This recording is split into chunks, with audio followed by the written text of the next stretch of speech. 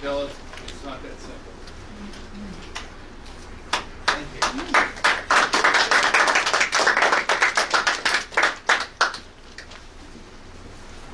Thank you, Paul, for the introduction. Before I move on my presentation, I'd like to congratulate Amnesty International Minnesota chapter on its 1977 in general and the legislative committee led by Paul in particular, the release of Ethiopian political prisoners, among which the POC, Spinder Network, one. I, along with Paul Bloom and the legislative team, visited several congressional and Senate offices. So I can witness that the team had worked hard on U.S. government policy towards Ethiopia and the threat to pressure Ethiopian government to release political prisoners. In addition to the internal pressure, protesters and citizens and all other non-violent movements in the country, our pressure has spread. Therefore, I would like to thank you on behalf of the Oromo Congress and the freedom-loving Ethiopia. Congratulations and thank you. I divided my presentation into 3 parts. Part 1, I will talk about a little bit country background, what Ethiopia looks like briefly. Its political history as in 1991. Then part 2, I will present my own personal story.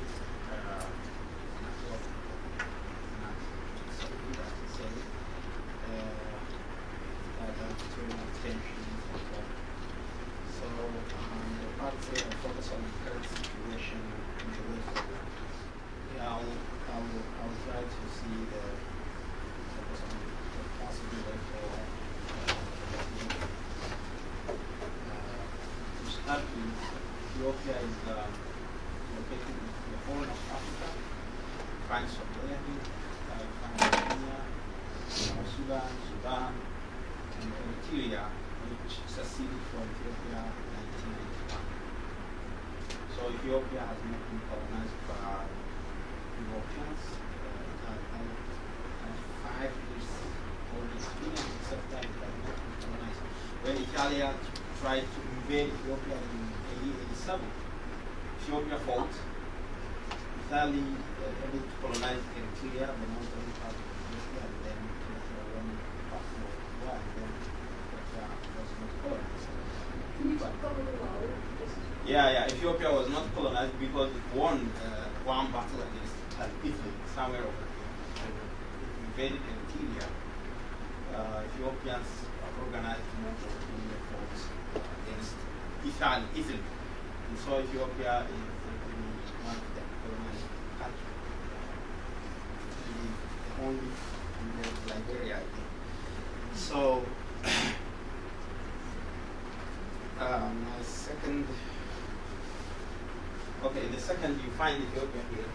This regional division is after Ethiopia adopted ethnic federalism. So based on that, we find there are 9 regions. Tigray here, it's maybe population-wise 6% of the total population in Ethiopia, the dominant group now, which is power. Because they were rebel from 1974 to 1991. That rebel group fought and won and held power in Ethiopia, while the other rebel group of Eritrea, when they overthrew the military government, they became independent. They seceded from Ethiopia. Then you find the Oromo is the region from which I am, the largest region, about 40% of total population of the country. This is Amhara, another region here. Amharic language is official language of Ethiopia. So some group from Amhara has been dominant for about more than 70 years. So and then you find some regions here, Somali region of Ethiopia is also here. So this is how Ethiopian federalism is it has 9 regional states based on language. So that's how Ethiopia is. So that you can understand what I'm talking about. When we go back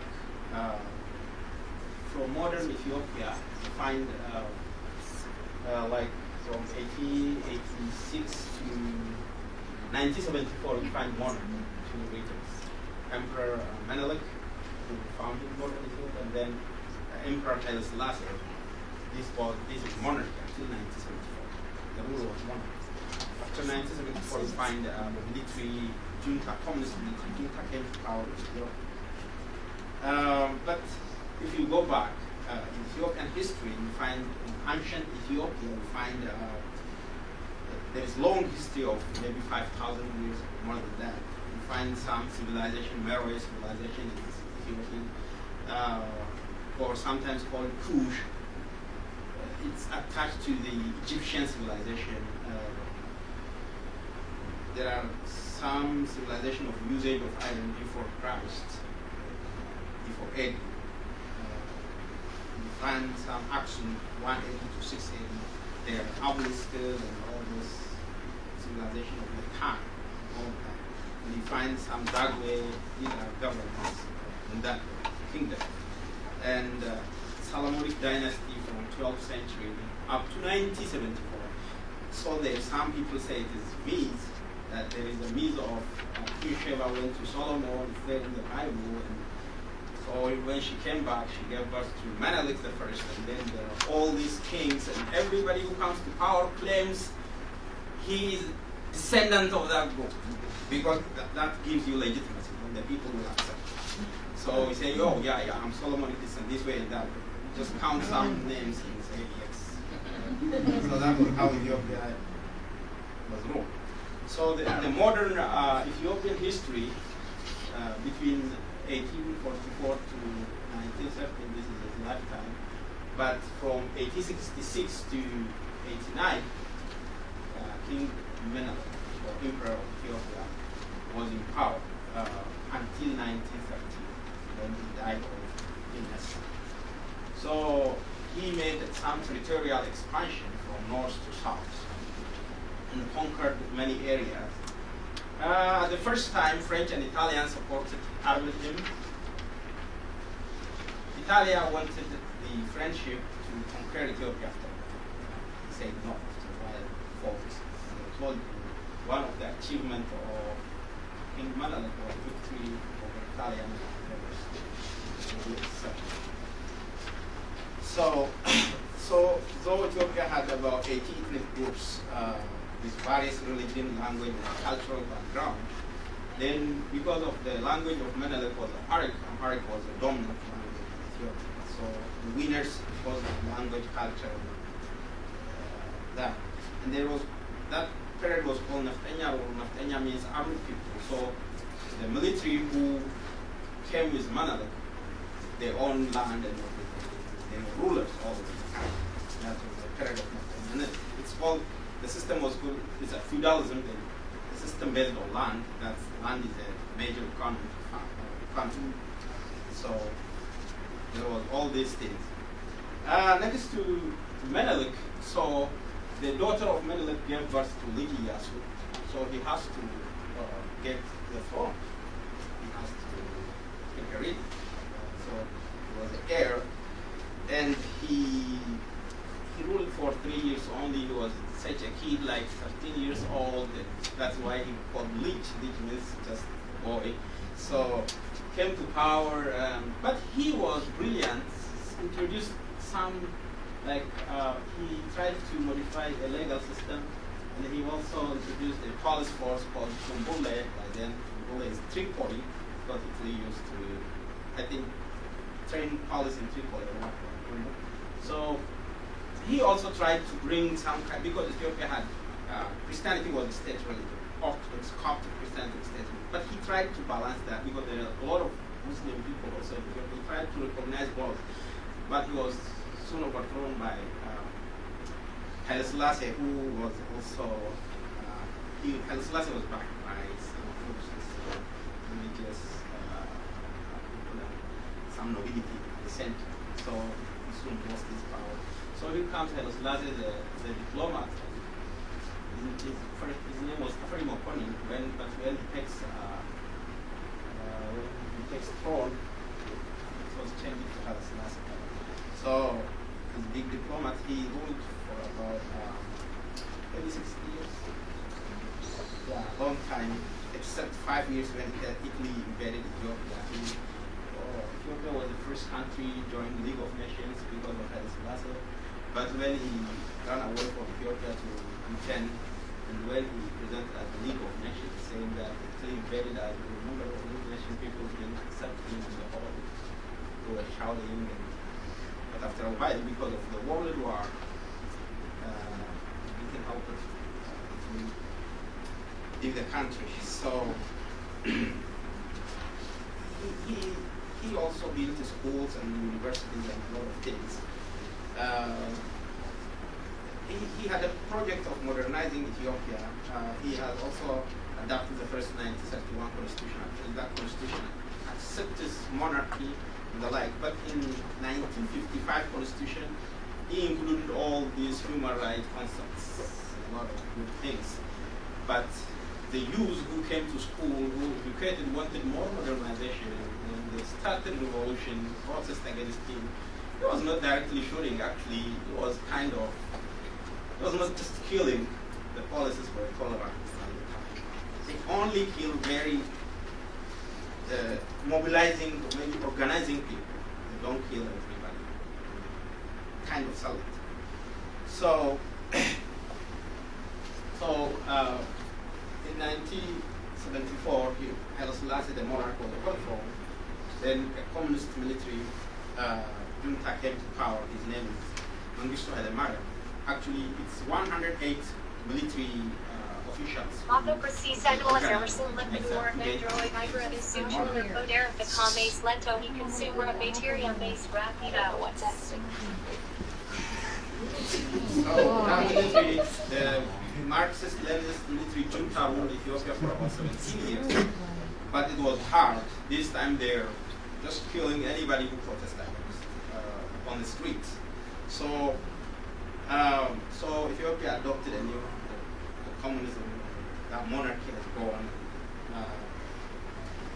There are some student groups who were in the revolution. They were organized as political party, Ethiopia People's Revolutionary Party, and all Ethiopian socialist movement. So the Derg took action against these people, killed most of them, suspended all their rights, it was like a state of emergency. No protest, nothing, no freedom of nothing. So ruled for 17 years. So,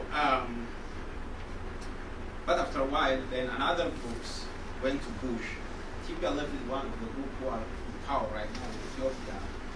EPLF is a group that seceded from Ethiopia, the Eritrean groups.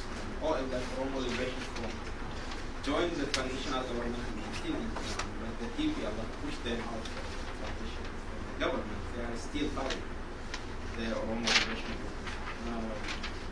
So that happened. Some progress in the military communist regime. It nationalized land, and so land to the tiller was one progress.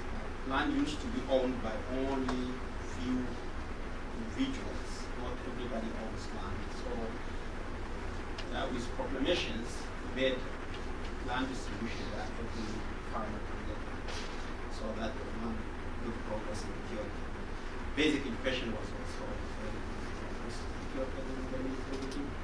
And the most important achievement was afforestation and environmental conservation and that. So, yeah, this is an Mengistu, communist. Then he left Ethiopia and ran away to Zimbabwe. He's still Zimbabwe. He was advising Zimbabwe right now. Zimbabwe, so he's there. He ruled Ethiopia for 17 years. He was military commander.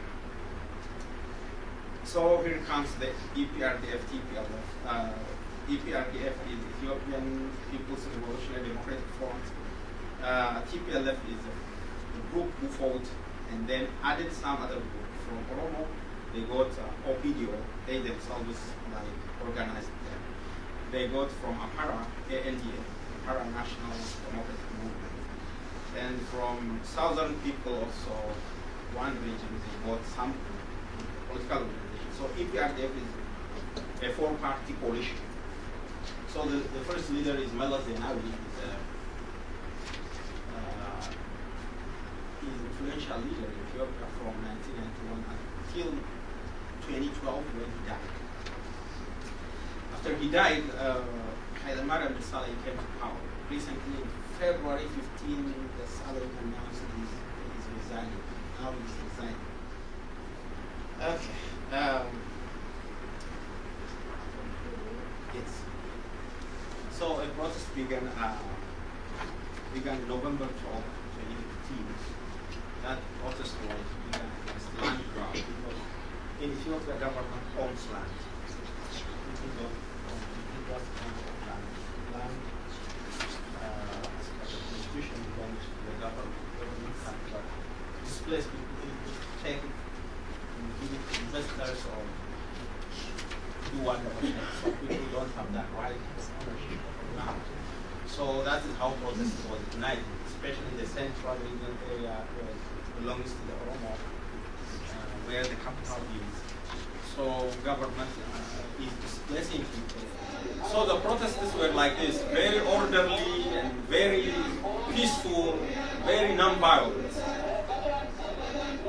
So they are saying, we will not be displaced from our land. This is our land. They are naming the places and saying, this is our land, we don't be displaced. We have nowhere to go. We grew up here, we were born here, we will be buried here.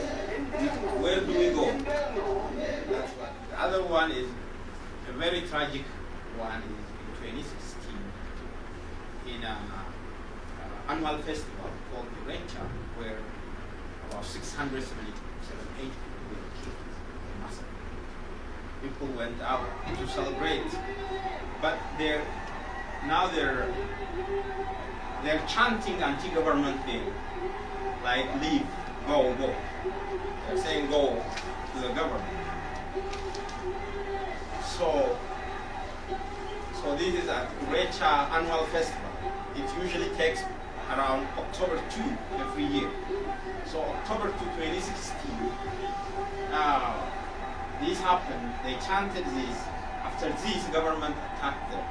Military attacked them. With helicopters, they dropped some gas. And they fired at them.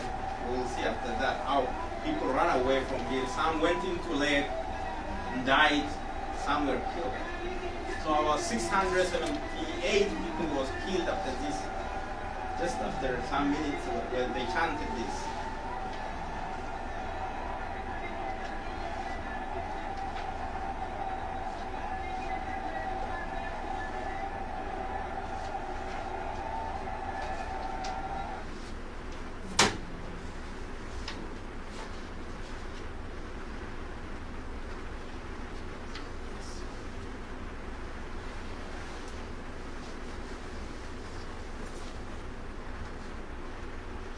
So it was very orderly.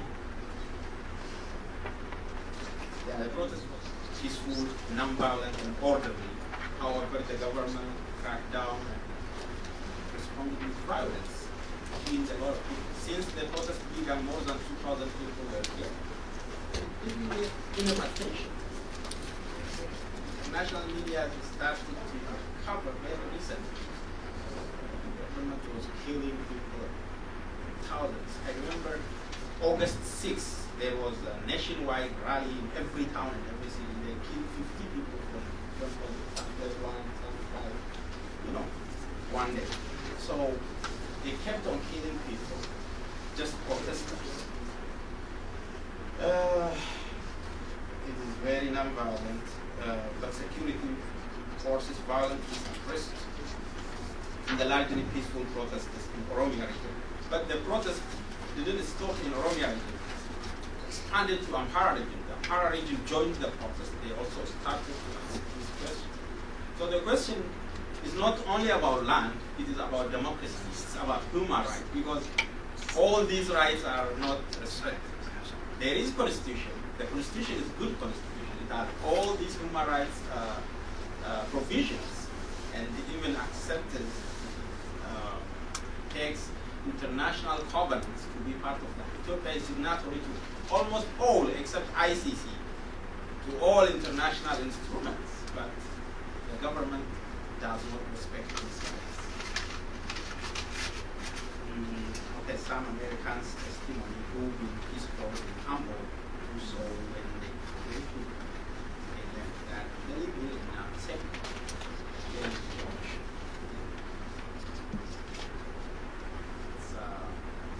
Their testimony is on YouTube.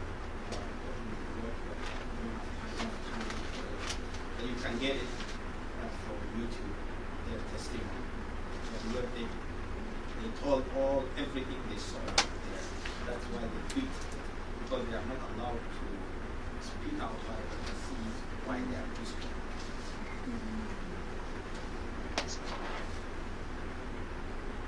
So the demands of the Oromo people was free all political prisoners in Ethiopia. Now partially prisoners are released. Maybe the prominent political positions or leaders and journalists, the well-known are released, but still there are prisoners, political prisoners in Kaula. Not all are released. So these were people who were in prison, well-known leader, now released. But Telegraph, one of very prominent opposition leader now was Skidder Naga, is a man we were campaigning for, is released. Maybe he's I want to talk about Gerba. Kala Gerba was a prisoner of conscience. He got released after efforts by Amnesty. Then he got rearrested. Exactly. Now he's released again. We Yes. hope he doesn't get rearrested. Exactly. One in the back. That was one right here. This one, Okay, Kala all right, Gerba. Yeah. Kala Gerba. Is that B-L-E? I'll give it to you. Okay. Yeah, go ahead. B-E-K-E-L-E. Thereby G-E-R-B-A. Maybe they are coming to the United States in 2017. That's what information I have. Telegraph by the Skindra among those people. So, not DC. So if they are coming, so you can have some maybe meeting conference, I don't know what you can write. So Skindra Naga is one of them. Jonathan Teresa, one of the opposition leader or so who's been in prison now, is also released. So the other demand is there is a demand for independent investigation of the kill. United Nations Human Rights Council requested Ethiopia to do that. But Ethiopia didn't know the UN special rapporteur to investigate. And it is also there is U.S. House Resolution 128 now. It is to be voted February 9 in the House. It is about respect for human rights, supporting respect for human rights in Ethiopia. House Resolution 128 also demands this to be investigated. So maybe you guys can help us in that. I mean, Amnesty throughout its network can help us that HR 128 passed. Yeah. HRS. Yeah. Yeah. Ellison, I know, is one of the co-sponsors. I don't know about McCollum. Yeah, the original co-sponsor is Chris Smith. Actually, the Denver congressman, Gardner? No, Hoffman? Not Hoffman, like, he strong advocates for advocate of this. So, Ethiopia is not alone with that. But the other information I want to add here is recently the Ethiopian government, it used to kill when people come out for protest. But recently they are killing just for nothing. They went to Moyale town. So recently Ethiopia is their state of emergency. But the state of emergency was not constitutional. The next day after Prime Minister resigned, in February 6th, then after 2 weeks they brought it to Parliament. According to Ethiopian constitution, a state of emergency will be there and only if there is some disorder, something you can't control in the normal process, a normal legal process. But Ethiopia declared a state of emergency.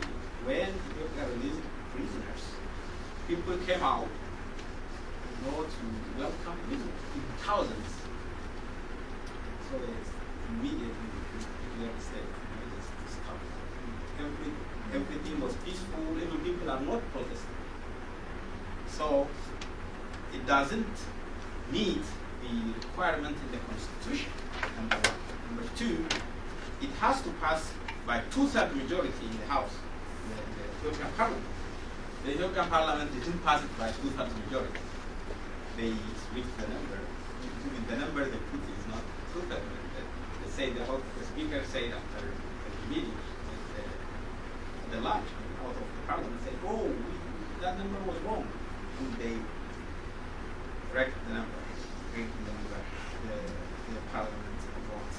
So it is not constitutional, it's null and void. But because Ethiopia now, they declared a state of emergency under military rule, the military was killing in Moyale town people for nothing. One person was riding over a bike, they stopped him, they said hands up, they killed him.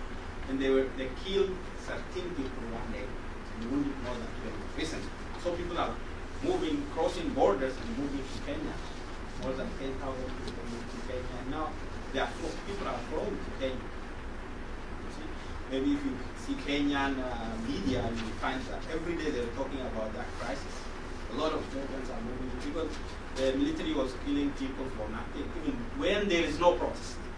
So a lot of massacre is taking place. There was a similar massacre in Alanko town. They killed more than 10 people. In Nekant, in Amhara region also, in Marsa, in some other towns. Waldia, Marsa, and what was the third town? Gondar. No, in the recent one. Oh, the town. Marsa, Waldia, and there is a third town. Yeah, so there are a lot of massacres taking place in Ethiopia, just they kill for nothing. This is how people were protesting in Ethiopia, stop killing Oromo people and all I don't understand. that. There is no elections, just to show that. The government rigged elections. Elections are not free and fair. Opposition cannot campaign because there is no freedom of expression, there is nothing. Everything is narrow. They make elections just to get aid and say that it's democratic. We are also doing the same thing like you.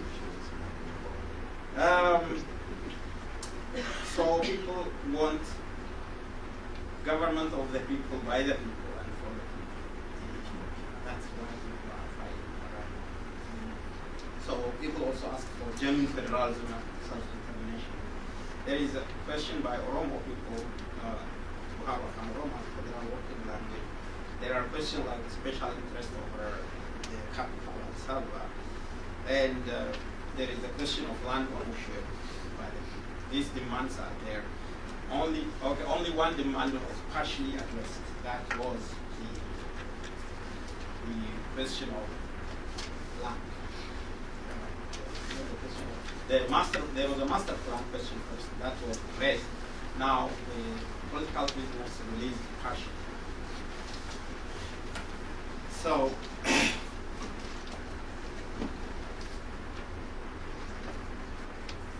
there is two resolutions. One is House Resolution 128. That's the Congress.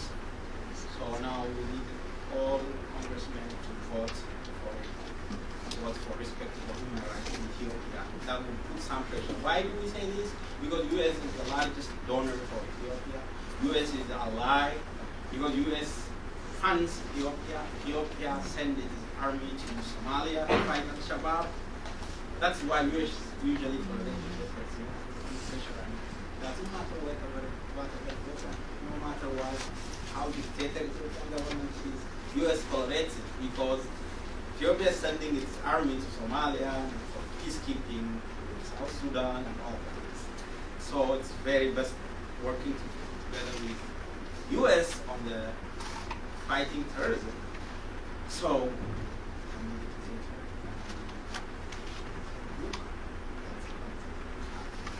but now it can't continue like that. People are saying, no, you can't continue like this. That is becoming obvious, and there is crackdown within the government ruling. Now, I told you the government or the ruling party is made up of 4 parties. One of the 4 parties is Opidio, the Oromo People's Democratic Front. The Opidio want this change now. No, let's make everything, let's make democracy in this country. Opidio is, first they made Oromia Police, the regional police, not to kill protesters. It's about 1 year now since they made that. Second, they make state media to be free, to cover everything, no censorship. So it talks about the problem of the people. Just we can watch it. Too important. Then they also say we will talk with opposition. We want free and fair. Doesn't matter if we lose power. So the Oromia party said. But the others, the TPLF is still saying no. Then it declared a state of emergency. So within the 4th party there is a division within the ruling party. So they are in competition. That's why they are not able to assign a prime minister now.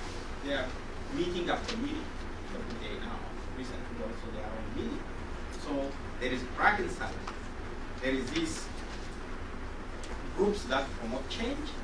There are other groups who want to remain in the same position, who want to retain the status. So, but the people are saying no, enough is enough. Recently you see that there is city market boycott, no car moving on the street, nobody come out. During the time the U.S. State Secretary went to Ethiopia, just a day before the market boycott. So now still people are mobilizing. So now it used to divide the people, create conflict among the Oromo, Mara, and some other group, and even the Somali regional state police attacked the Oromo civilians, and about 1 million Oromos displaced from Somalia and came back to the Oromo region. They are living in a shelter, just like refugees. About 1 million within the same country. Imagine. So the Somali militia were killing people, but they were backed by Ethiopian military, the TPLF generals. They were doing that purposefully to stop people not to protest and to go and defend themselves from Somali state. They're making conflict among the people, but people understood that right now, said, oh, okay, our enemy is the region, nobody else. So people are united, people are fighting for their right. They want transition into democracy in Ethiopia. And I was proposing something like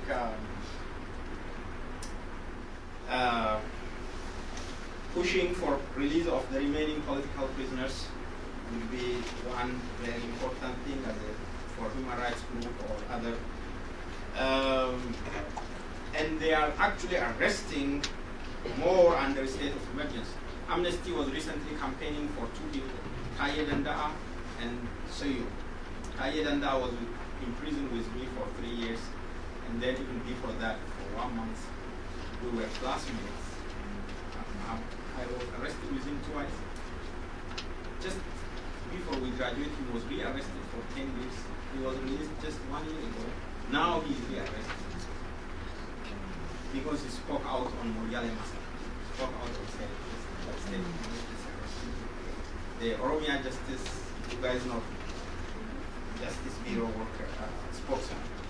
The second thing, pressuring the government to lift the state of emergency, very important. That will pressure the government to lift the state of emergency. Then UN Special Rapporteur, independent investigation is what I said. The fourth one is repealing the laws of proclamations, laws and proclamation that are used to stifle dissent. Some like anti-terror law, laws on media, laws on civil organization and charity, and so on. But as it stands now, it doesn't seem the government is at peace within itself and with the people. So the Ethiopian government is not, the APRDF or the ruling party is a coalition of 4 parties, and because there is a conflict within the party, the important thing is that the opposition should be called for discussion, national dialogue. That's what they promised the people but didn't do. So the way out under this situation can be inclusive dialogue that includes all opposition parties and maybe a transitional government of the country that can lead Ethiopia out of the crisis and can lead Ethiopia into democratic transition. Who can do that? We don't know, but pressurizing regional organizations such as African Union and other regional organizations and creating awareness at UN, global organizations such as UN is very important. Maybe the Ethiopian opposition can unite and call for transitional government. That way, if there is a pressure on the government can take part of it. That is my final say on this. Thank you so much for listening.